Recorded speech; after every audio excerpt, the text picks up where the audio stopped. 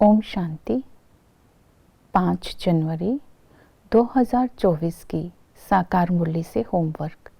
आज की मुरली से हम लक्ष्य लेंगे समझदार बन अर्थात पावन बन भविष्य में ऊंच पद पाने का पुरुषार्थ करना है।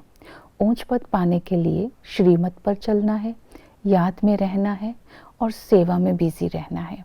श्रीमत के लिए आज बाबा ने कहा, बाप जो फरमान करते हैं उस फरमान पर तुम्हें चलना चाहिए।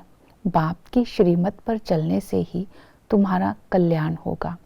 तो आज की मुरली में बाबा ने श्रीमत दी, बाप के साथ सच्चे होकर के रहना है, बाप के साथ झूठ नहीं बोलना है।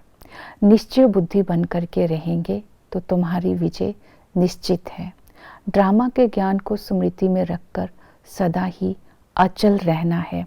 ऐसा बाबा ने कहा, ऐसा पुरुषार्थ करना है फिर कभी भूल ना हो। इसलिए अपने पुरुषार्थ कर ऊंच पद पाने का लक्ष्य रखना है।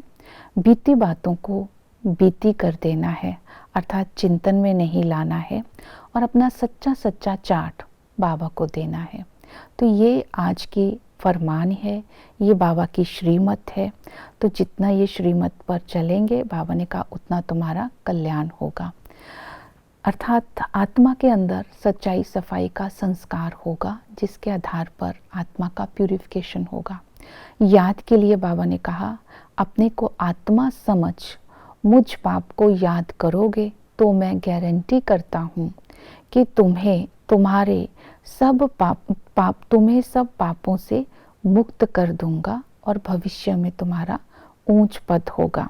तो पापों से मुक्त करने की आज की मुरली में बाबा ने गारंटी की, लेकिन कब? जब बाबा की याद में निरंतर रहेंगे, क्योंकि याद से जब विकर्म विनाश हो जाते हैं तब आत्मा शुद्ध हो जाती है। जब आत्मा पावन हो जाती है तो कर्म श्रेष्ठ हो जाते हैं। याद के लिए बाबा ने मम्मा बाबा के लिए कहा कि मम्मा बाबा का भी बाप शिव बाबा है, वो भी शिव बाबा को ही याद करते हैं। तुम्हारा पतियों का पति मैं हूँ, काका मामा चाचा पति भी मुझे याद करते हैं। अर्थात सर्व उच्च बाप है। तो बाप की याद में रहने के लिए आज ये स्वमान लेंगे, मैं ईश्वरीय संतान हूँ, मैं बाबा को याद करती जा रही हूँ। बाबा की याद से मुझ आत्मा की ज्योति जगती जा रही है। मैं आत्मा पापों से मुक्त होती जा रही हूँ। मेरी आत्मा से, मेरी जगती हुई ज्योति से दूसरी आत्माओं को भी लाइट का अनुभव हो रहा है, क्योंकि जितना याद में रहेंगे उतना ही आत्मा में लाइट आती जाएगी। दूसरा स्वमान लेंगे, मैं राजयोगी हूँ। इस देह रूपी धरनी से मैं बुद्धि से उपराम हूँ, ऊंच स्थिति में हूँ, देह भान से न्यारा हूँ। बाप को याद कर पापों से मुक्त हो, सर्व खजानों से संपन्न हूँ। इन सर्व खजानों से संपन्न हो, सोलवेंट बन दूसरी आत्माओं को, मनुष्यों को भी मैं इन खजानों की अनुभूति करा रहा हूँ और दुआओं का खाता जमा कर रहा हूँ, जिसका यादगार है कि जड़ चित्रों से भी द्वापर और कलयुग में मूर्तियों से सबको दुआएं प्राप्त होती हैं। इसके बाद याद करने के लिए बाबा ने बोला, मन मना भव। मन मना भव होने से तुम्हें सेकंड में मुक्ति, जीवन मुक्ति मिल जाती है। जब तुम ज्ञान और योग से अपनी बुद्धि को भरपूर रखते हो तो सब कुछ अर्थात पुरानी दुनिया को भूलना सहज हो जाता है और बाप की याद रहती है। तो आज हम मन मना भव होने के लिए ज्ञान का चिंतन करेंगे। मैं आत्मा हूँ, मुझ आत्मा ने 84 जन्म लिए हैं, अब 84 जन्मों का पाठ पूरा हुआ, मुझे वापस जाना है। ये सारी दुनिया खत्म होने वाली है। बाप की याद से अपने को पावन बनाते जाना है। ये बुद्धि में ज्ञान का चिंतन ये करना है, हम ही सतो प्रधान थे, अब हमें फिर से सतो प्रधान बनना है, क्योंकि सतयुग त्रेता फिर से रिपीट होना है। ड्रामा का हर सेकंड हूबहू रिपीट हो रहा है।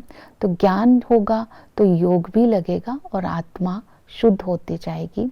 सेवा में अपने आप को बिजी रखना है। सेवा के लिए बाबा ने कहा तुम्हें पहले ज्ञान को स्वयं में धारण करना है, फिर ज्ञान का दान करना है। ज्ञान का दान करने वाले ही महादानी कहलाते हैं। लेकिन बाबा ने ये कहा कि ज्ञान का दान करने के साथ साथ स्वयं की चेकिंग करनी है कि ये मेरे जीवन में धारण है। किसी से शास्त्रार्थ नहीं करना है और शास्त्रार्थ ना करके बाप का परिचय देना है।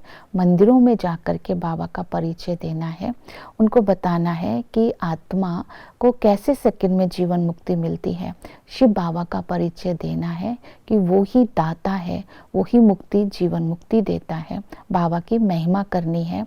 पाप और पुण्य आत्मा कैसे बनती है ये बताना है और ड्रामा का राज समझाना है। तो इस तरह सेवा करके मंदिरों में जाना है, मन मना भव का अर्थ बताना है और सबको बाप का परिचय देना है।